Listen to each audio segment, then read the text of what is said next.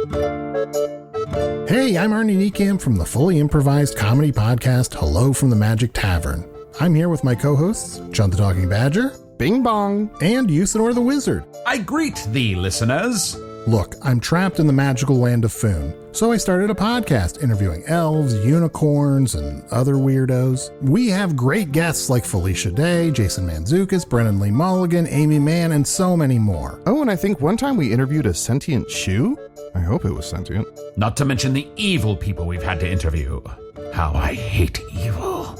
Join us as we bar crawl across the magical land of Foon. Looking for adventure. Getting caught up in escapades.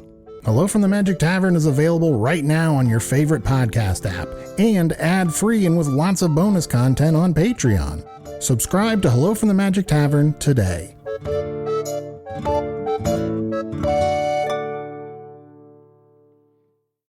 Hello, listener. This is producer Jeffrey. Step into my time machine. Long ago, beginning in the ancient past of 2009, we made a show called Our Fair City. Now, Our Fair City is a sprawling epic story set in the dystopian future of Hartford, Connecticut. A climate disaster made the world outside a frozen wasteland. What remains of humanity lives inside in a largely subterranean city governed by the remains of an insurance company. Now, Our Fair City is darkly funny. You'll meet mad scientists, lightning riggers, the woken dead, giant ants, time travelers, and mole people. We are currently re-releasing Our Fair City weekly, so this is a great time to join us for a romp through the tunnels of Heartlife. After today's episode, we'll be sharing a trailer for the show. I hope you'll check it out, and I would love you to join us in our listen of Our Fair City, found wherever you're listening to this podcast right now. We're here now, us two. Not too proud to say aloud, I want just this and nothing more to do. I'll make a bed with you and I'll rest my head on you. We'll lose sleep in a better way, pretend that nothing matters but today. Hey Pacific, how's it going? Hi, doing well. How are you doing? I'm good.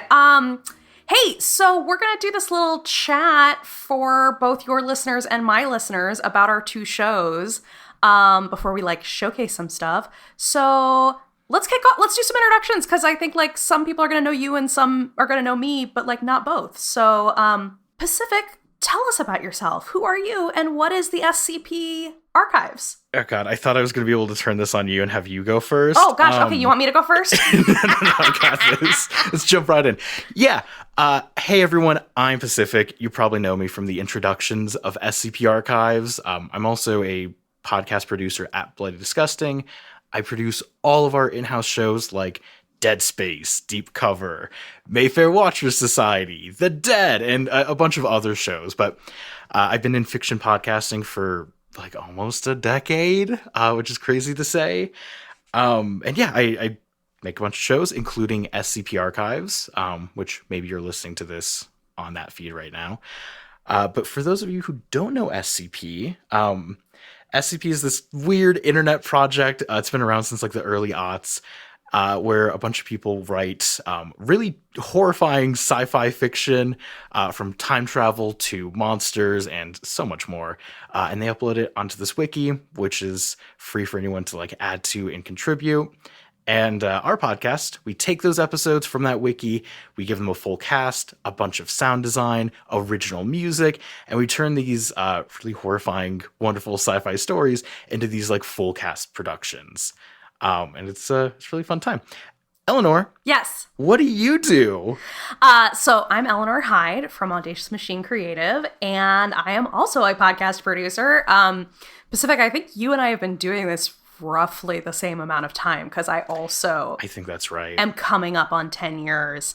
And I think you and I originally met when I was producing Unwell, a Midwestern Gothic mystery, and we were both sort of floating around in the horror space. Yep. But the show that we're going to talk about today is World Gone Wrong, which is a fictional chat show about two best friends who started a podcast to talk about how fucked up the world was.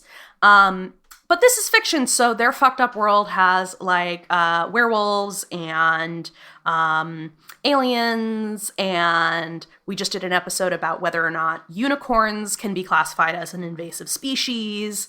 We've got one coming up about a haunted TTRPG game. So all kinds of like weird supernatural stuff showing up in their world that then they are unpacking and talking about. So yeah, that's my show. Real quick, can I just express something that I love about like World Gone Wrong? Oh my gosh, much? of course. So, World Gone Wrong came out just over a year ago, actually, last March, right? Yeah. And it is, I think, in a way most media hasn't hit yet, the perfect pandemic piece. Which, depending on who you are listening to this, Thank you. that might be either very exciting or like a big turnoff for you. Yeah. Let me explain why you should listen to this show anyways. At least in my experience, Joe. I woke up every day in the pandemic. I would like doom scroll through the news for like an hour to start my day, and then I'd like roll out of bed, sit at my desk, do a little bit of work, kind of poorly because I was like depressed and drained. Yep. And then like, because I felt like I wasn't getting anything done, I would just like sit at my computer from like 9 a.m. until like 7, 8, sometimes 9 p.m. just like doing half a day's worth of work. And then I would like go back to bed, and I just had this like terrible cyclical loop. And I just felt so stuck. And like I have a house with roommates, and like we'd talk about it, and that was like some momentary relief.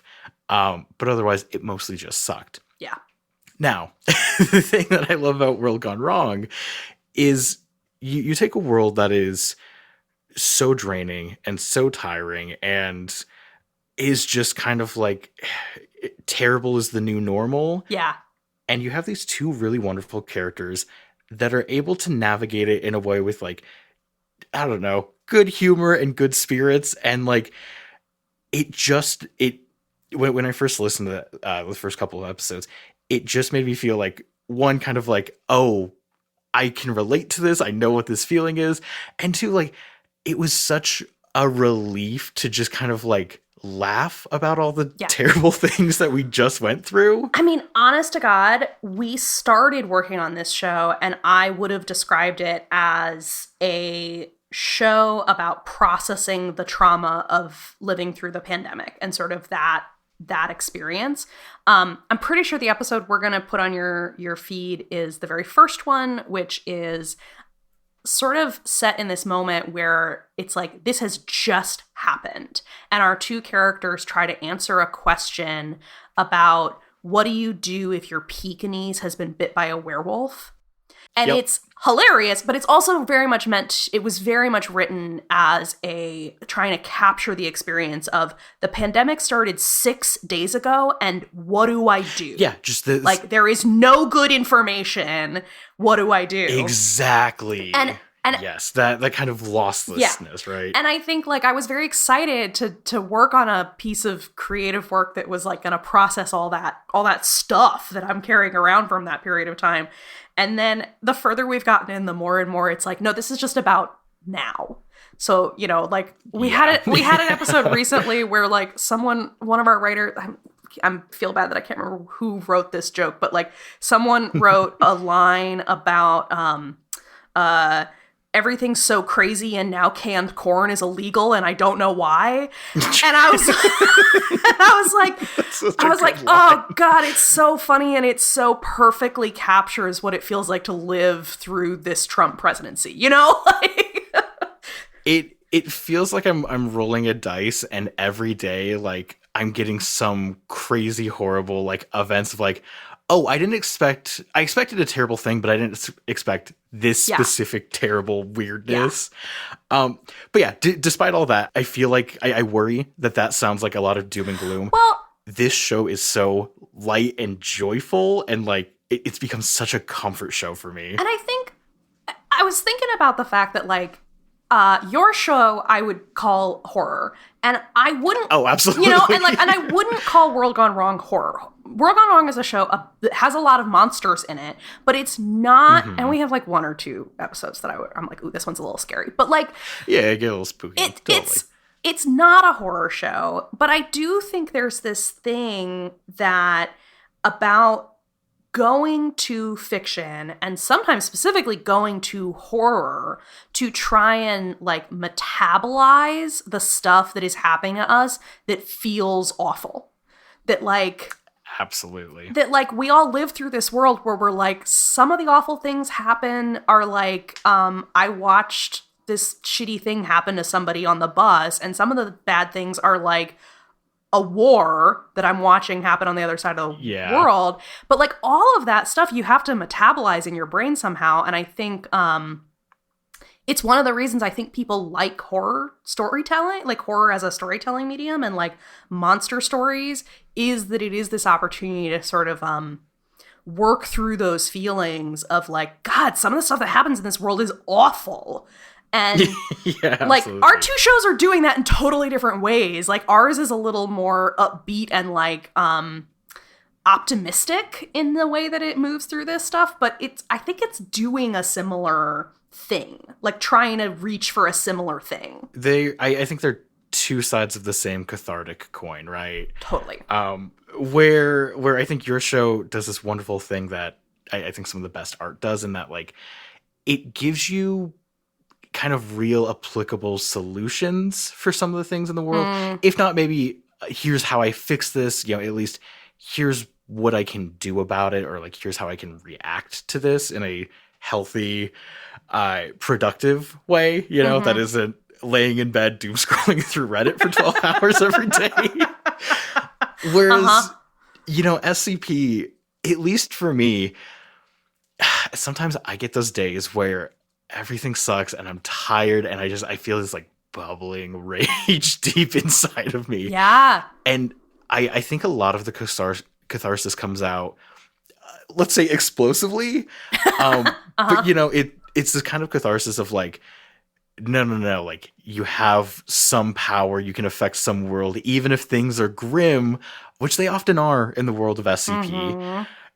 There are foundations that you can kind of rely on, and there's some way to fight back. Everything in the SCP universe has a solution. That solution is generally like crazy over the top government and military action. But great. You know what? At the end of the day, the monsters are captured, they're contained, they're securely protected in a deep military bunker 1,000 miles under the Earth's surface. And there is something kind of like relieving about knowing that, hey, here's this horrible monster that has destroyed towns and caused chaos, and here it is in a box where it can't hurt you anymore. We can kind of study it, we can take a step back, and to your point earlier, we can kind of abstract this horror of like the hopelessness and the feeling of like, again, being lost, and say like, no, here's what you do. Here's the instruction manual. Here's how you keep this monster in this box. This problem has an actual solution. Yeah. Yeah, exactly. For as horrible and as terrifying and as big as they get sometimes, here's a solution for you. Yeah, for sure. Well, I think that gives a pretty broad encapsulation of both of our shows and kind of how they react to the horrors all around us. But there's a couple other things our shows have in common. I think most poignantly, both our shows have a very, I think, deep queer connection to the broader queer community. Yeah. Tell me about World Gone Wrong. How is queerness and like the LGBTQ community represented in your show? For sure. And I think we wanted to talk about this because we're going to be putting this out into the world during June, which is Pride here in the States. So topical time. Exactly. So I think both of us are like, yes, let's talk gay things. Yeah. So there's a way in which I feel like being a queer person, I'm like, yeah, pretty much everything I touch gets kind of queer, just like it rubs off. It's part of, I don't know about your experience, like growing up or maybe kind of when you found your queer connection, but like growing up in Denver, we have a very like active queer community, and we have had that for a very long time, longer than a lot of places in the US. Yeah. I grew up in Boston, similar. Yeah. Okay. So, like growing up, there's always, at least for me, there's a lot of like information about it. And, it was never like a huge secret. People were pretty open and accepting. And growing up, I also knew a lot of queer people, which I think kind of helped like, really slowly like introduce me to a lot of these ideas and help me kind of find like the language that I needed. But yeah, to your point, like being a queer person and being a creator, kind of everything I touch has like a bit of, some of my identity, some of my thoughts and beliefs in it, right? Yeah, for sure. I mean, there's like very simple ways in which Work on Wrong is a very queer show, in that like our two characters are both queer people, and that's threaded through them and their responses to the world around them throughout. But I think the more interesting thread to pull on there is this is largely a show about friendship and about the relationship between two best friends and how important and romantic even that relationship can be. And there's a way in which I think for me and for Jeffrey, my co-producer on this show and co-creator on this show, I think of that as a queer thing. Like, it is not exclusively queer, but like there is a way in which my experience in queer spaces has informed the way I think about friendship and the value and sort of the way you can treat a friendship as being equally sacred to a romantic relationship if you choose to. And I think for me, living in queer spaces has given a lot of bandwidth for that to be a thing that we do together. Like building queer community often looks like my friends have an equal value in my life to my romantic partner or partners. And this is a show that I think really, really showcases that without ever coming out and sort of like saying it. Sure. It is a show about two friends who are placing that relationship really centrally in their life. In a way that it frankly is like reflective of relationships in my real life. And I was excited to tell a story that felt like it really honored how special that can be. No, that resonates with me. Definitely like growing up, I feel like there's a lot of expectation of like, if you're in a relationship, that's where all of your focus, all of your time goes. And like, that's the most important person. And, you can have that. You can have a partner that is, the most important person in your world.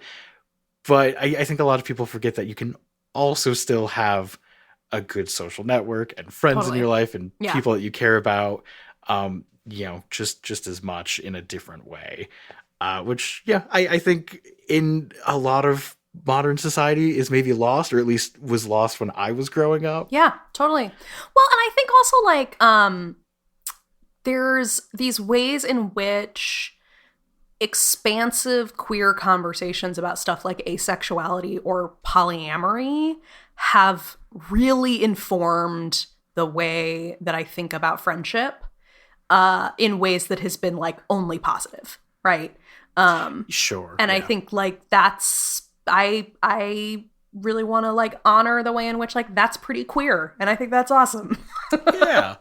No, I mean, again, it's Pride Month. I think it's really important to showcase like some of the really good positive things that this community has brought into like our lives. Totally. Right? Yeah, that's not just like I would like to be treated as a whole human being and marry the person I want to marry. I also like expansively feel, continue to feel more whole, and that's awesome.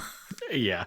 And I think going back to something you said earlier, bringing this right back into horror. Yes. A lot of horror, kind of becomes a vessel through which you can like identify grief and like process really difficult emotions. And as I'm sure a lot of our viewers know, the SCP community is very it's very queer, and a lot of writers on the website are members of the LGBTQ community and have a lot of different identities, and that's something that one is represented in our own team as well, but also like in a lot of the stories that we choose to tell. There's been a couple that a bit more like personally and localized, less about a big scary monster, but we've covered stories that are just about one person's kind of like personal journey of growth and how like they come to terms with their identity, how they'd like to be presented, and they also face the very like true kind of horrifying battle of like what it means to say that out loud and maybe get pushback on that too, because not everyone is always welcoming, which I think leads us to the other side of Pride, which is obviously Pride started as a protest many years ago and has a very long history that has not always been peaceful and has not always been super happy and warming as it is now. Yeah, for sure. But all that to say, we have two very exciting shows which react to the horrors of the world in very, very different ways. And I don't know, I'm super psyched to share them with your audience, like share my show with your audience and your show with mine, because I do think there's some great overlap here, and I hope people will really enjoy what they get to hear. Yeah, whether you've had a tough day at work and need to nuke a monster out of orbit, or you just kind of need to vent to a friend about werewolves ruining your city, there's solutions here in both of these shows. We can help with both those problems. Yeah, absolutely. Well, I think that's a pretty good introduction to our shows and perhaps maybe even a little bit of ourselves as creators. All right. Well, you can find SCP Archives on Spotify or on Apple Podcasts or wherever you listen to your podcasts by searching SCP Archives. I'm sure it'll also be linked in Eleanor's episode. And you can find World Gone Wrong, Eleanor. All the places you find podcasts. Yeah. World Gone Wrong, a show about friendship living through the apocalypse. Come check us out. And if you do, be sure to say hi, either in the comments on Spotify or maybe even in an Apple review. But thanks so much for tuning in and listening. And hey, happy Pride. Happy Pride, Pacific. Happy Pride, Eleanor. Trees are shaking, windows breaking. Who am I to tell them no? But I wish that we had longer. I wish that I were stronger. I wish a million things before we have to go.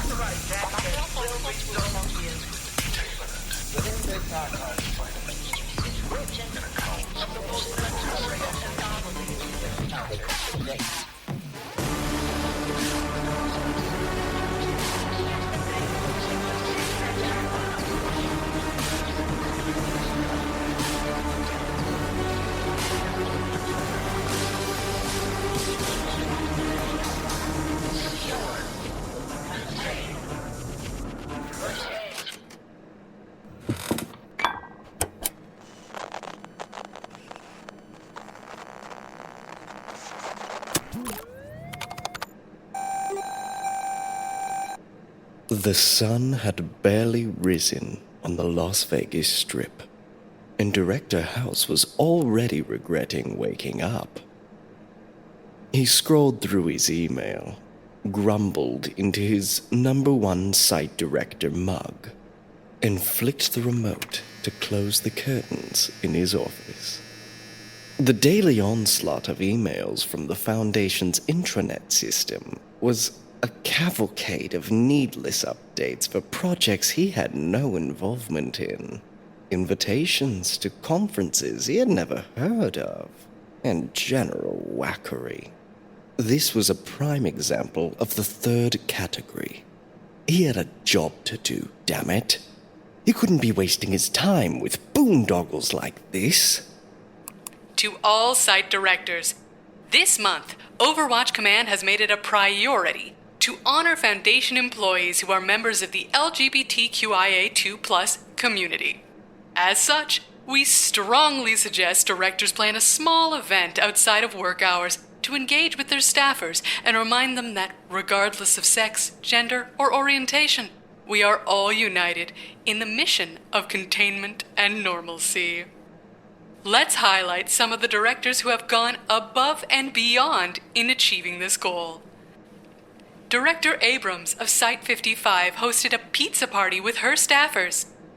Director Huang of Site 14 hosted a pizza party with her staffers. Director Legg of Site 322 hosted a public ceremony in which he awarded LGBTQIA2+ personnel at his site with a certificate of normalcy to reassure them they were normal. Director Legg later expressed his regret at having orchestrated this incident and voluntarily registered for mandatory sensitivity training. What pointless liberal garbage.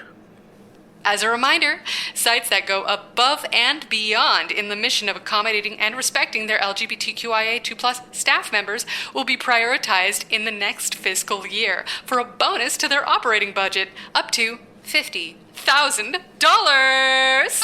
What? Their directors will also be granted a diversity bonus to their salary, up to $2,000 for every member of personnel that scores above a 3 on the Kinsey scale.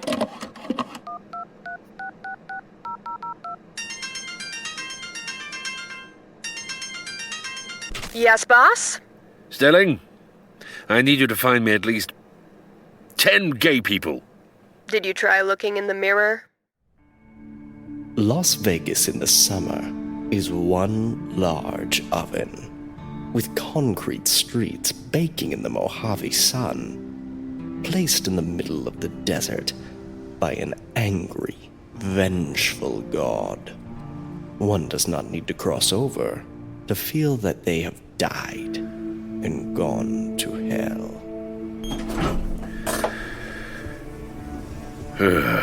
Thank Jesus, Site 666 has air conditioning.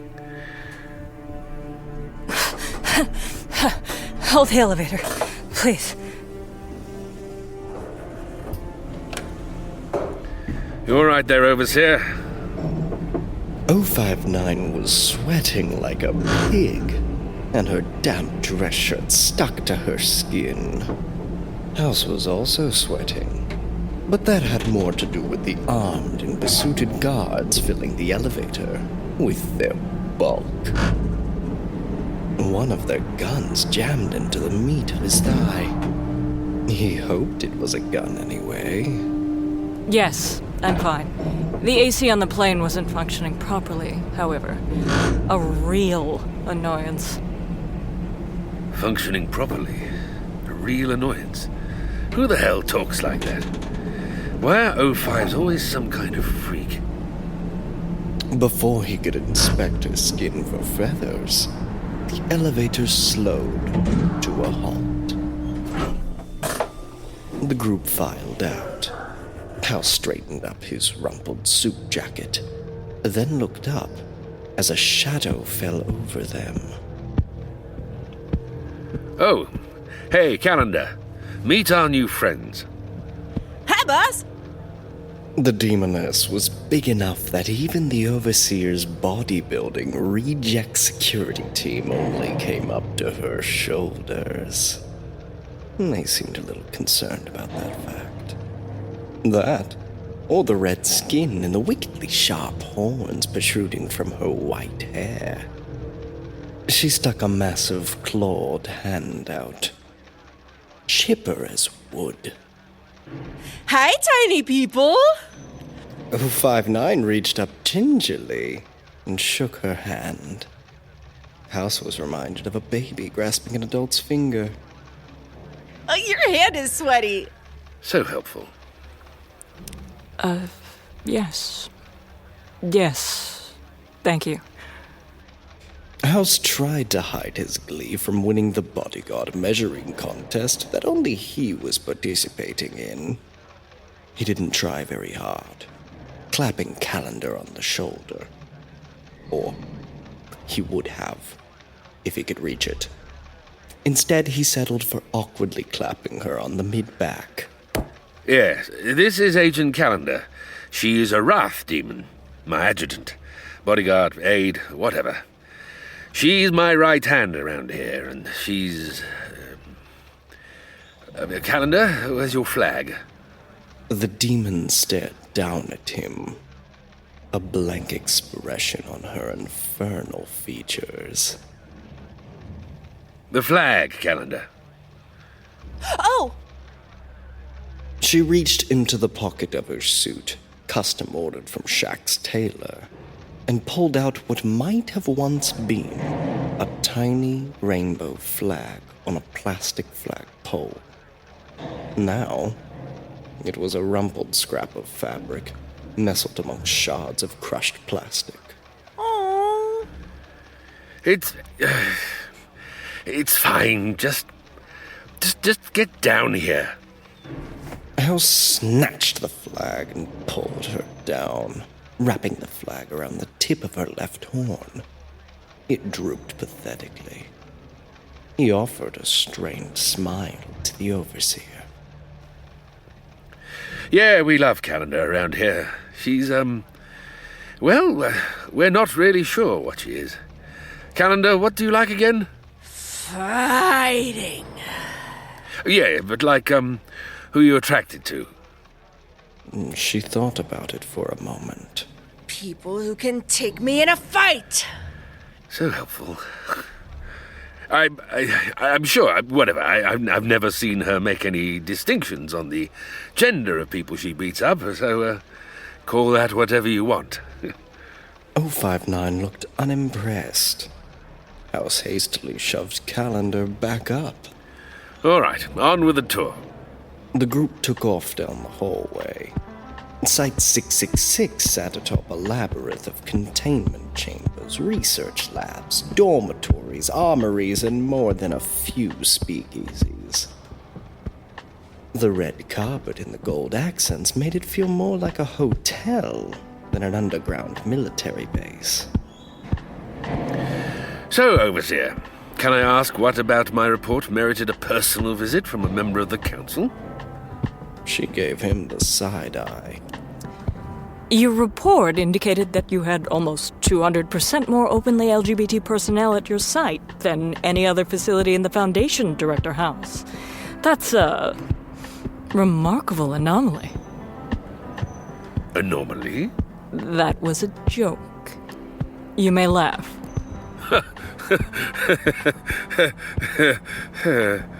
Yeah, well, He waved at the small group of researchers passing by. They all had small rainbow pins attached to the lapels of their lab coats. It's Vegas, right? I don't think we have a site in San Francisco, so if it's gonna be anywhere, it's gonna be here. He tossed a look backward at the researchers they just passed.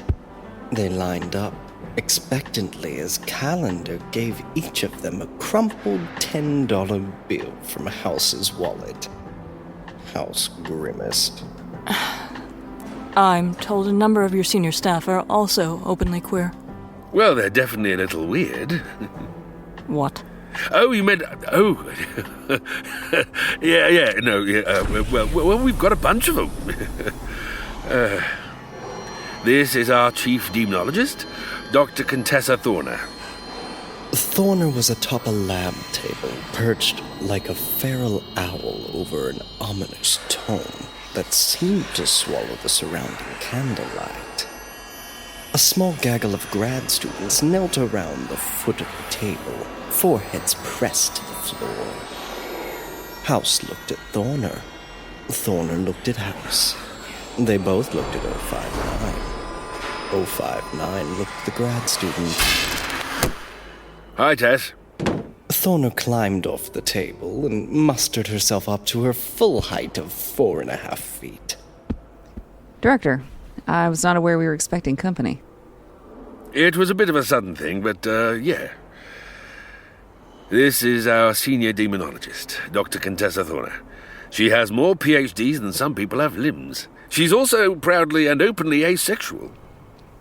No, I'm not. Dr. Thorner patted the head of one of her grad students. What? 059 narrowed her eyes. Yes, please explain. I'm a lesbian? Oh, yes, my mistake. That's cool, too. That's when House noticed. All of the grad students were women. Wait, is this actually, I think... let's leave. What? Why? But you know, lesbians. What do you mean by that? They love their, rituals?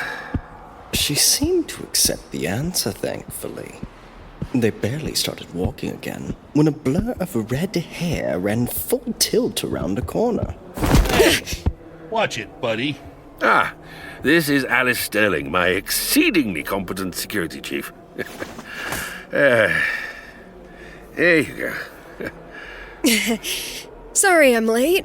I was dealing with a thing. No worries, no problem at all. You know me, I'm just, so happy to accommodate my staff. 059 looked her up and down.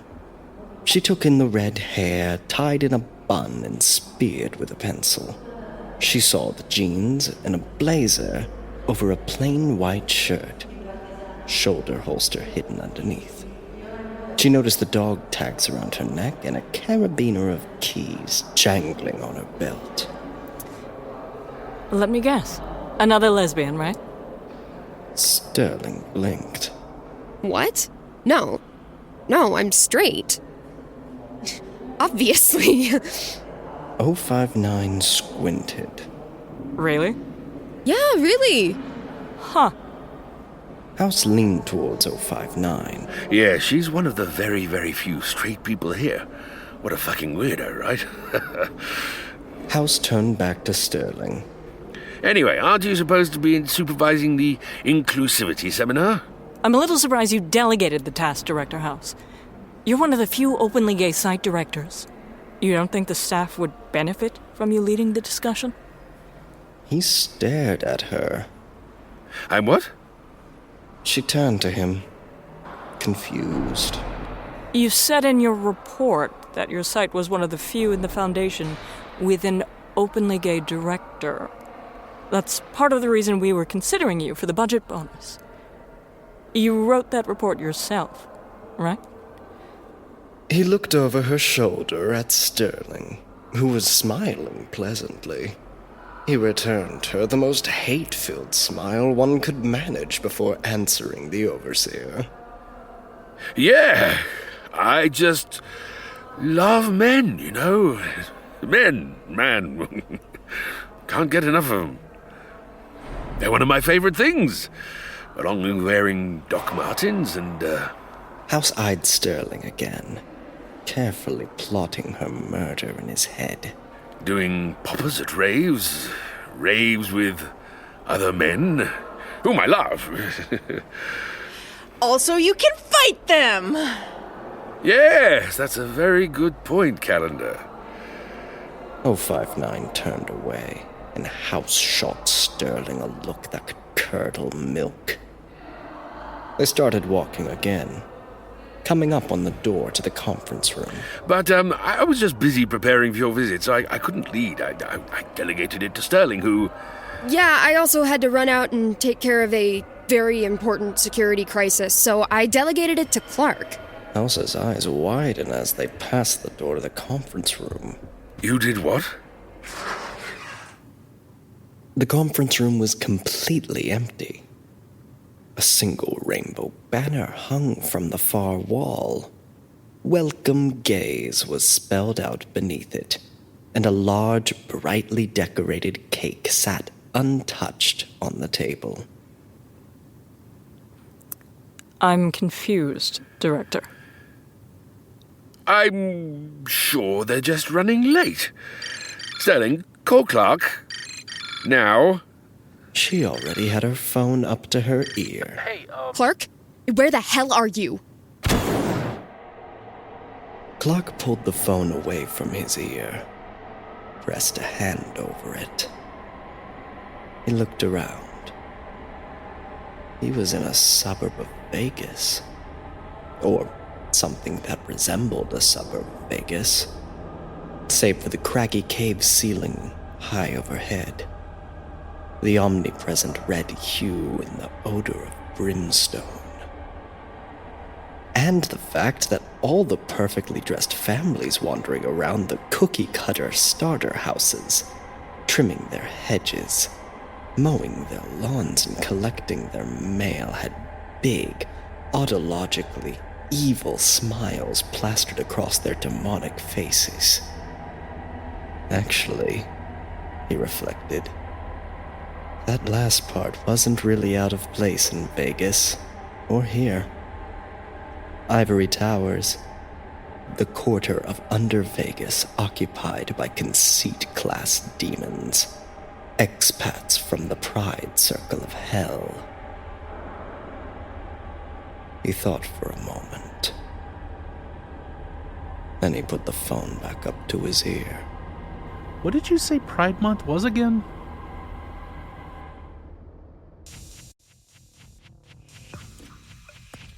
This show is possible thanks to our patrons.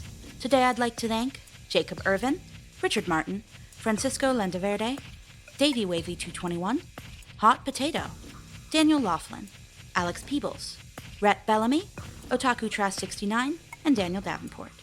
Thank you all so much. Your support means the world and makes all of this possible.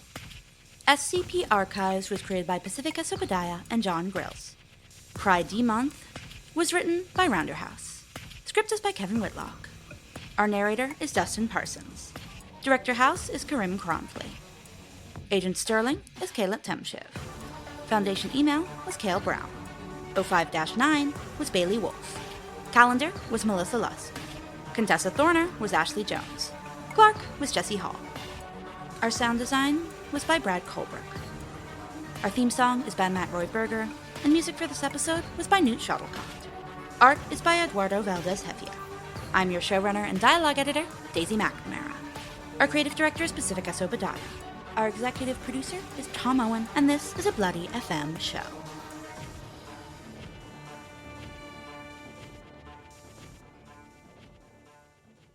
In this place, once known as Hartford, Connecticut, the wind doesn't howl. It screams. That screaming wind careens maliciously across the vast tundra until it breaks against the side of a monolithic structure. The Heart Life Tower, former home of the Heart Life Insurance Company. Dear listener, these are the true dramatizations of our fair city's glorious history. You will meet the brave bureaucrats that keep us safe and orderly. Sorry for the confusion. MURDER is actually an acronym for our department. An unfortunate coincidence. The abominable mole people who dig the tunnels that keep us warm. They don't exist. There's no such thing as ant people. Mole people. And the most dangerous villains of all. Scientists. I swear, I'd forget my head if it wasn't sewn on. To say nothing of lightning riggers, time travelers, and simple interns, every policy has a story to tell. Join us, dear listener, for the tale of our fair city, wherever you listen to podcasts. And remember, you owe everything to Heart Life. All the life you'll ever need. I earned my degree online at Arizona State University. I chose to get my degree at ASU because I knew that I'd get a quality education, they were recognized for excellence, and that I would be prepared for the workforce upon graduating. To be associated with ASU, both as a student and alum, it makes me extremely proud, and having experienced the program, I know now that I'm set up for success. Learn more at asuonline.asu.edu.